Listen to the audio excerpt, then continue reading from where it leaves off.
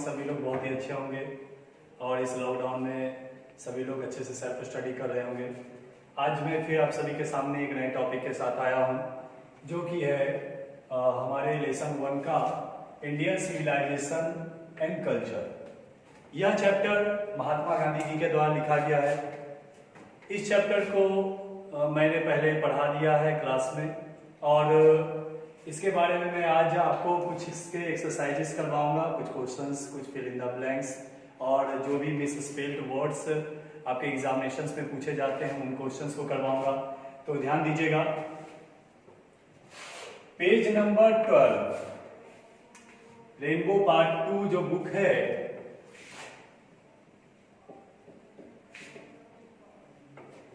उसमें जो page number 12 है, उसके स्टार्टिंग में डी नंबर में वर्ड स्टडी कैपिटल लेटर में लिखा हुआ है, और उसी के नीचे है एक्सरसाइज 1, जहां आपको लिखा रहेगा करेक्ट द स्पेलिंग। तो इस साइड जो भी है वो मिसस्पेल्ड है, मीन्स ये सारे गलत स्पेलिंग है, इसको सही किया गया है इस साइड, और इसकी हिंदी भी मैं लिख चुका हूं। तो ध्यान दीजिएगा। पहला है डेसिड्यूड। तो डेसिड्यूड में यह DISUADED लिखा है यहाँ पे, जो कि गलत है। यहाँ DISSUADED ये सही होगा, जिसकी हिंदी होती है मना करना। उसके बाद ऑक्यूपेशन लिखने की कोशिश की गई, जिसमें C एक ही दिया गया है, जबकि डबल C होना चाहिए। तो ऑक्यूपेशन ये हमारा सही है, जिसकी हिंदी होती है पेशा। नेक्स्ट है वॉटरीज। तो वॉटरीज में यहाँ पर ए नहीं दिया गया है, टी के बाद यहाँ मैंने दे दिया है टी के बाद ए। वॉटरीज, वॉटरीज का हिंदी होता है समर्थकों। वॉटरी मीन्स समर्थक, वॉटरीज मीन्स समर्थकों। नेक्स्ट है इमोरलिटी। इमोरलिटी में एक ही एम दिया गया है, जबकि डबल एम होना चाहिए, तो इसलिए इमोरलिटी यहाँ मैंने सही करके लिखा है, इसकी हिंदी होती है अनैतिकता। नेक्स्ट है अनएडल्टरेटेड।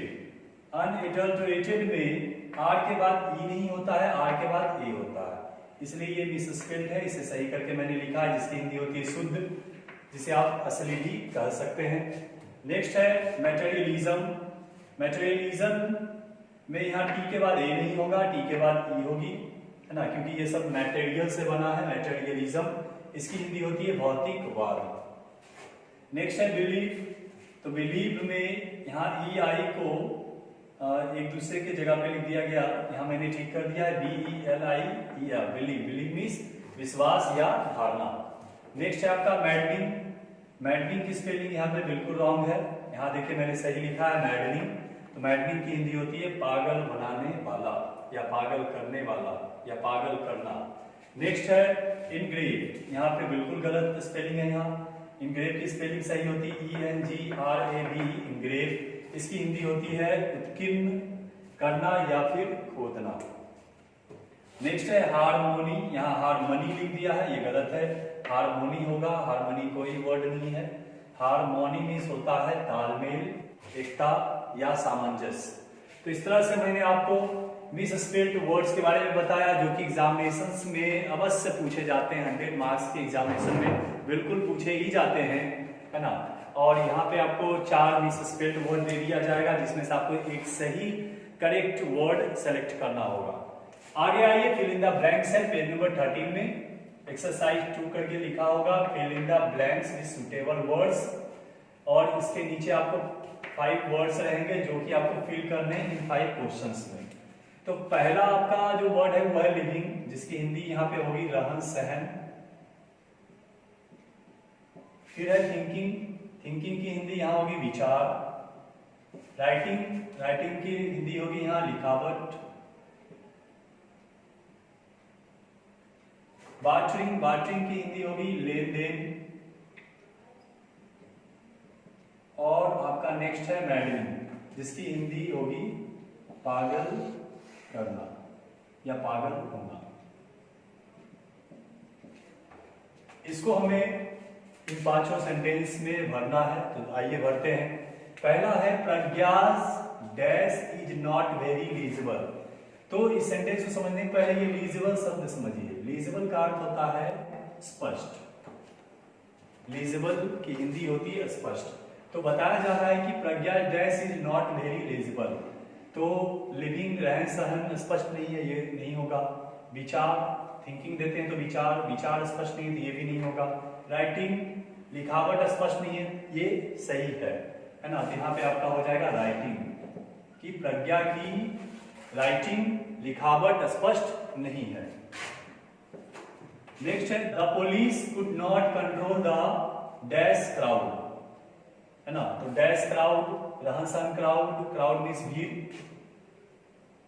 रहन सहन भीड़ नहीं होगा, विचार भीड़ नहीं होगा, लेन देन भीड़ नहीं होगा, पागल हुई भीड़ हाँ ये होगा। तो आपको यहाँ पे फिल करना है maddening crowd. The police could not control the maddening crowd, police पागल हुई भीड़ को कंट्रोल नहीं कर पाई। नेक्स्ट है we are in danger of dash away the permanent for a momentary pleasure. Momentary pleasure, momentary का अर्थ होता है क्षणिक, प्लेजर का होता है सुख। यहां हो रहा है क्षणिक सुख।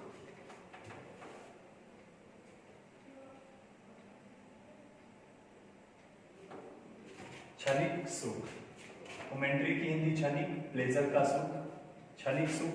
तो बोल रहा है कि हम लोग अपने क्षणिक सुख के लिए अपने परमानेंट सुखों का लेन देन कर लेते हैं। क्षणिक सुख के लिए अपने परमानेंट सुख का लेन देन कर लेते हैं। यहाँ पे आपका क्या होगा कि बार्चरिंग फिल होगा। नेक्स्ट है Gandhi always believed in simple dash. तो गांधी जी हमेशा किस तरह के किस बातों पे बिलीव करते थे? तो सिंपल लिविंग में, मतलब साधारण रहन सहन में ये विश्वास करते थे। तो आपका सिंपल लिविंग यहाँ पे फिल होगा। नेक्स्ट आपका लास्ट बचा है थिंकिंग, है ना। तो आपको देखना है कि अमरदीप्स डैट्स वाज वेरी लॉजिकल। तो Amardeep thinking was very logical, दीप का विचार तर्क संगत या फिर स्वाभाविक था।